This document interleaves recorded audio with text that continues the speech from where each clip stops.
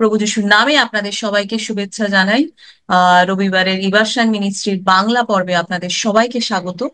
আসুন আমরা বাইবেল মননে যাই। For today's meditation, let us turn to Psalms chapter 22, verses 1 and 2. আর আসুন আজকে বাইবেল মননের জন্য আমরা ভজন সংগীতা 22 অধ্যায়ের 1 এবং 2 পদ দেখি। My God, why have you forsaken me? Why are you so far from helping me and from the words of my groaning? Oh my God, I cry in the daytime, but you answer not. And by night I am not silent or find no rest. ঈশ্বর আমার ঈশ্বর, ঈশ্বর আমার, তুমি কেন আমাকে পরিত্যাগ করিয়াছ? আমার রক্ষা হইতো আমার আর্তনাদের উক্তি হইতে কেন দূরে থাকো? হে আমার ঈশ্বর, আমি দিবসে আহ্বান করি, কিন্তু তুমি উত্তর দেও না। রাত্রিতেও ডাকি, আমার বিরাম হয় না। To understand the fullness of Psalm 22, we have to move from the cries of David to the cry of Jesus on the cross. আর আমাদের সেই ভজন সংহিতা 22-এর পূর্ণতা বুঝতে হলে আমাদের দাউদের কান্না থেকে সেই ক্রুশে যিশুর কান্নায় যেতে হবে। The Gospels record verses of this psalm that Jesus confessed them on the cross. আর সেই সুসমাচারের প্রভু যিশুর ঘোষিত এই গীত সংহিতা সেই পদগুলি লিপিবদ্ধ আছে। David focuses what is happening around him or inside him. আর দাউদ তো তার চারপাশে যা কিছু হচ্ছিল তার মধ্যেই তার সেই কেন্দ্রীভূত ছিল তার মনোনিবেশ। When you experience frustration and bitterness like David, do you cry out to God? আর আপনি যখন দাউদের সেই কষ্টকে সেই প্রার্থনার দিকে ঠেলে দেয়, তখন আপনি যখন জীবনে সেই সমস্যার মধ্যে দিয়ে যান, তখন আপনিও সেই ঈশ্বরের কাছে ক্রন্দন করুন। Often, God does not answer according to our expectations or timing. আর ঈশ্বর তো কখনোই আমাদের সময় বা প্রত্যাশা অনুযায়ী উত্তর দেন না। Many are tempted to believe that God abandoned them. আর অনেকে সেই আহ প্রলুব্ধ হয় বিশ্বাসে এবং তারা ঈশ্বরকে পরিত্যাগ করে। But God, but David is now looking to God as the God of rescue and deliverance. কিন্তু দাউদ এখানে ঈশ্বরকে সেই উদ্ধার এবং মুক্তির ঈশ্বর হিসেবে দেখেছেন।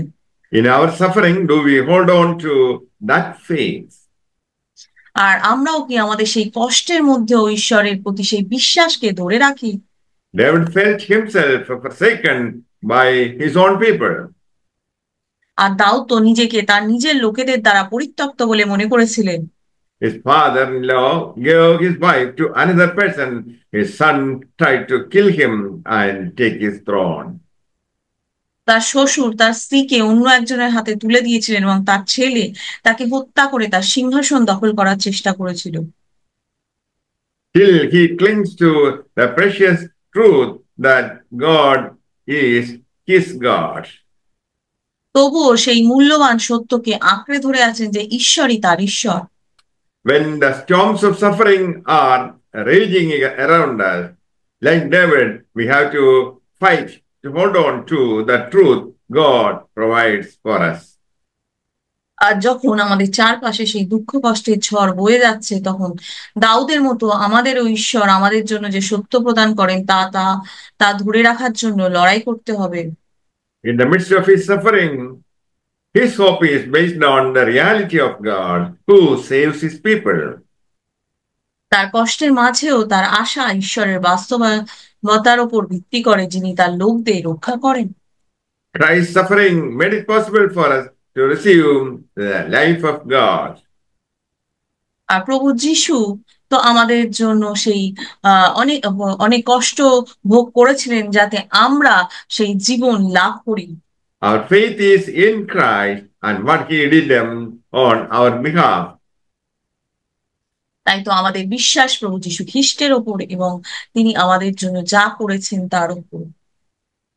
The Gospel according to Saint Luke, chapter 1, verse 37. আর আহ লিখিত সুসমাচারের 1 অধ্যায়ের 37 পদে বলছে, With God, nothing is ever impossible, and no word from God shall be without power.